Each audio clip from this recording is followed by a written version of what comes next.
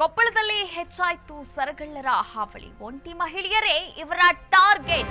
Teachers ಕಾಲೇಜಿನಲ್ಲಿ ಕಳ್ಳರ ಕೈ ಚಳಕ ತುಂಬಾ ಜೋರಾಗಿದೆ.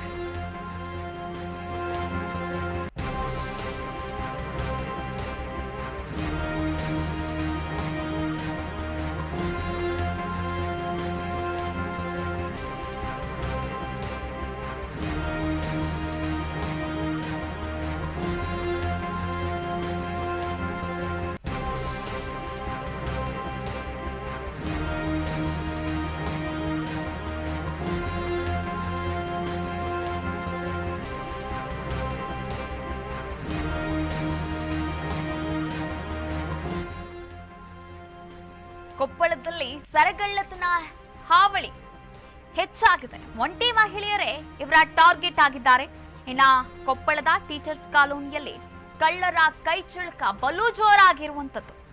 ಮಂಜುಳಾ ಎಂಬ ಮಹಿಳೆಯ ಸರವನ್ನ ಕಿತ್ತು ಎಸ್ಕೇಪ್ ಆಗಿದ್ದಾರೆ ಕದೀಮರು. ಇನ್ನ 50 ಗ್ರಾಂ ಚಿನ್ನದ ಮಾಂಗಲ್ಯ ಸರವನ್ನ ಕದ್ದೊಯ್ದಿದ್ದಾರೆ ಕಳ್ಳರು. ಬೈಕ್ನಲ್ಲಿ ಹೆಲ್ಮೆಟ್ ಅನ್ನ ಧರಿಸಿ ಬಂದಂತಹ ಕದೀಮರು ಸರಗಳ್ಳತನ ಮಾಡಿ ಎಸ್ಕೇಪ್ ಆಗಿದ್ದಾರೆ. ಕೊಪ್ಪಳ ನಗರ ಪೊಲೀಸ್ ಠಾಣಾ ವ್ಯಾಪ್ತಿಯಲ್ಲಿ ಈ ಪ್ರಕರಣ ದಾಖಲಾಗಿರುವಂತದ್ದು.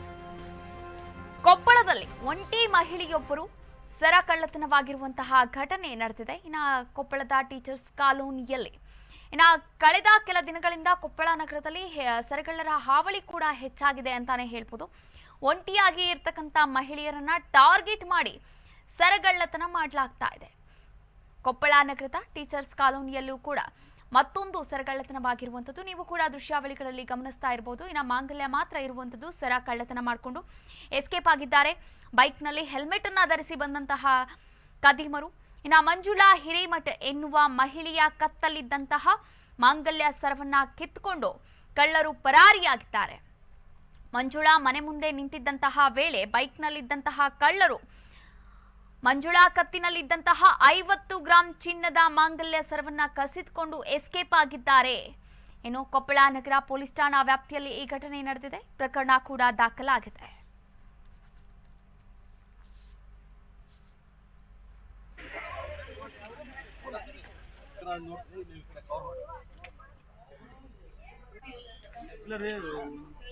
ಯಾರ ಓಡಾಡ್ತಿದ್ರೆ